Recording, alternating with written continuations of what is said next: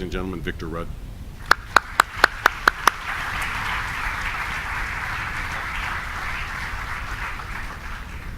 Thank you very much indeed for organizing this critical event, for the invitation to me.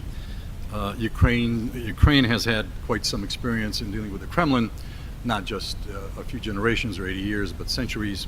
And leaving aside all of the blood, there's another aspect to it, which I characterize as slaughter of the mind. So how does this play with the what I'll simply call the Pact, World War II, and today? I don't know if I'll be able to get into today's issues, maybe during the panel discussion. The Molotov Pact and World War II is a great example of reality reversal.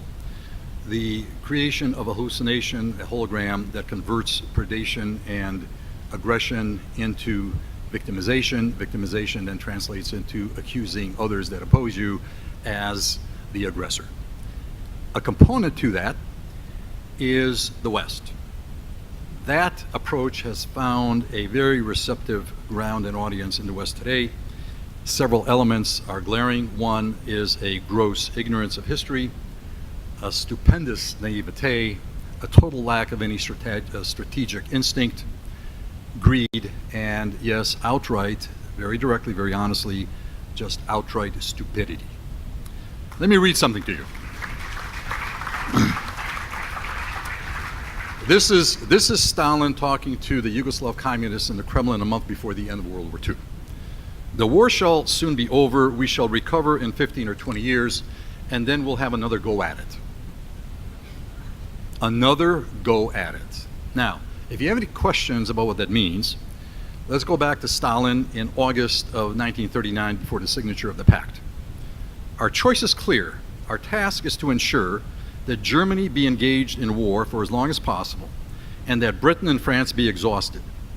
The dictatorship of the Bolshevik Party will only become possible as a result of a major war. Little wonder that Stalin refused the overtures by Britain and France for an alliance against Hitler. And the relationship with Germany is nothing new. After the Treaty of Versailles, it was the Soviet Union that helped rebuild the German war industry.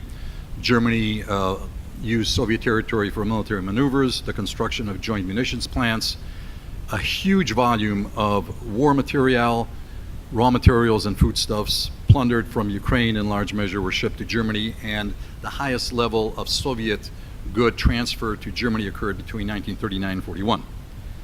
So the question becomes, is this a mutual non-aggression pact? No, this is a mutual aggression pact.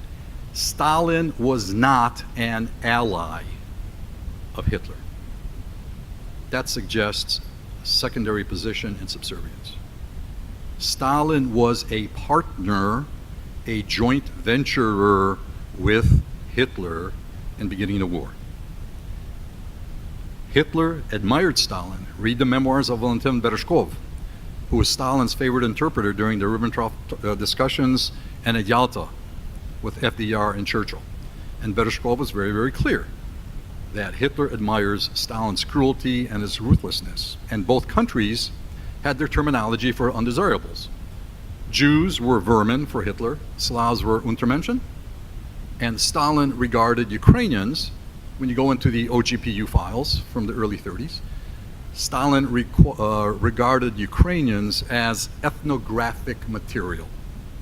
And according to Putin, of course, Ukrainians don't even exist.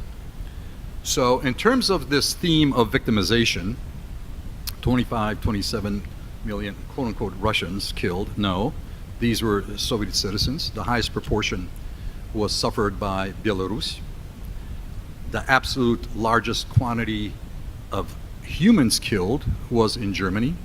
And if we take the statistics by Norman Davies from London, then Ukrainian casualties amounted to 38 to 40% of total so-called Soviet casualties.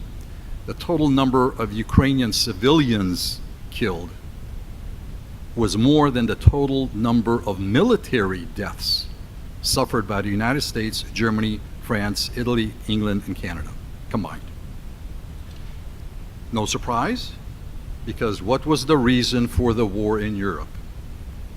What was the reason for Hitler's war in Europe? Professor Snyder dictated this, gave a lecture to the German Bundestag in June of of 2017, and that was to occupy and colonize Ukraine. And now Ukrainians all of a sudden are Nazis, as well as anybody else who opposes Putin. The other aspect that we have here, of course, is Western naivete. As we were shipping, we, the United States, was shipping massive amounts of war material to England under the Lend-Lease program. A parallel convoy was crossing the Atlantic and the Pacific, shipping goods and war material to the Soviet Union far in excess of any military need, including, I will say, because of treason in the White House, including enriched uranium and secrets from the Manhattan Project, the development of the A-bomb by the United States. That is what we have and what we have to deal with. And unfortunately, Made in America was used to suppress the underground movements in Ukraine, Belarus, and the Baltic countries, and was also used to suppress the uprisings in Kingir and other camps in the Gulag in the early 1950s and as late as the 60s. In Nuremberg, the pact was not introduced into evidence. Why not? We didn't want to embarrass the Russians. A group hug, let's make friends. Soviet atrocities at Katyn, the mass murder of political prisoners in Ukraine and Belarus and the Baltic countries, scores of thousands of people who were killed, or tortured and killed and then dismembered and abused. None of that was mentioned. Because why? The same reasons we have today.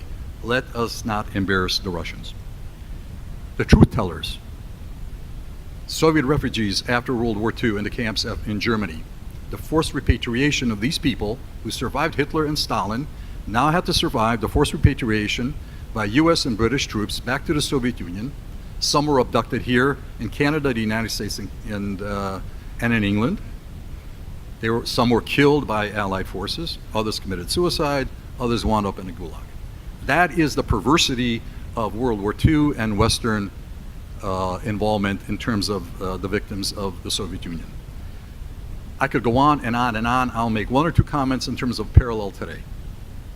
Where is the victimization element? How is it played out today by Putin? Where do you see it?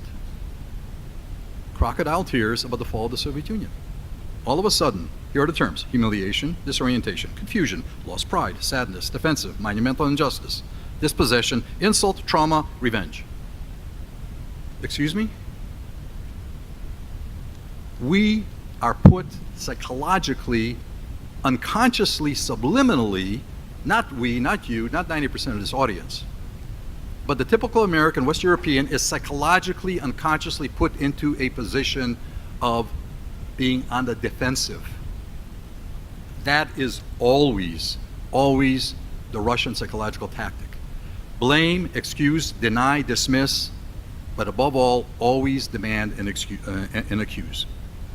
So if we're talking about reality reversal, then we have now the Russian invasion of Ukraine, but shouldn't it be the other way around? Shouldn't Ukraine have been able to assert claims against Russia for what was done during the Soviet Union days and so on and so forth? It doesn't happen.